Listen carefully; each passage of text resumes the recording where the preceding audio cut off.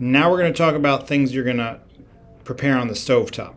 These are all of the smaller items, the things that are crumbly or can be broken up into smaller pieces. We're talking about tempeh, which is fermented soybean. We're talking about shrimp, calamari, scallops, mussels, ground turkey, ground chicken. I have tempeh usually every other night. So if I've had some kind of an animal, whether it be fish or white meat, the night before, I'll have tempeh that night. I like to have a even distribution of plant-based protein. And plant-based protein is probably the best there is for you and for the planet. So if you're going to be using one of these seafoods, you want to let the shrimp or the calamari or the scallops, the frozen ones, you want to let them defrost. Once again, keeping them in their package and putting them in a bowl of cold water for 30 minutes. The canned mussels don't need defrosting, obviously, and the ground turkey and ground chicken are both are refrigerated and don't need any thawing. So what I do when I'm preparing protein from a skillet is I will first prepare my vegetables that I air fry. Then I will preheat the air fryer while I then start the process of heating up the pan on the stovetop. So this is while I'm preheating the air fryer. I heat a skillet on medium heat. I'll add 1 tablespoon of extra virgin olive oil, half of a purple onion or other onion or shallot. I'll add 1 tablespoon of minced garlic, and I'll saute on medium heat until the onions are translucent. That's about 5 minutes. Then I determine what kind of cuisine I'm going to make. I've got 5 options: Chinese, Indian, Italian, Mexican, and Greek. I will add the seasonings at this point.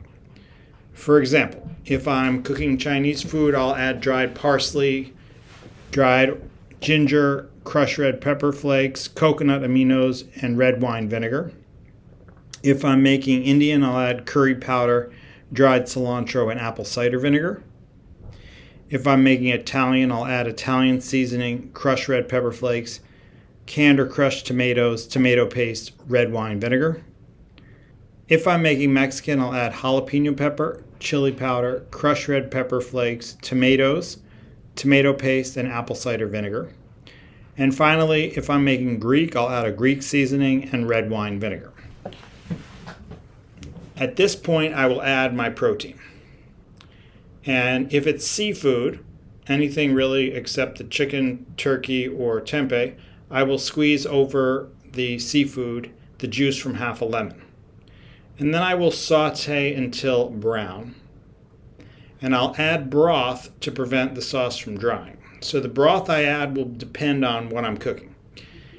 If I'm cooking tempeh, I'll use beef bone broth. If I'm cooking chicken, or turkey, I will use chicken broth. And if I'm cooking seafood, I will use vegetable broth. But that's completely up to you.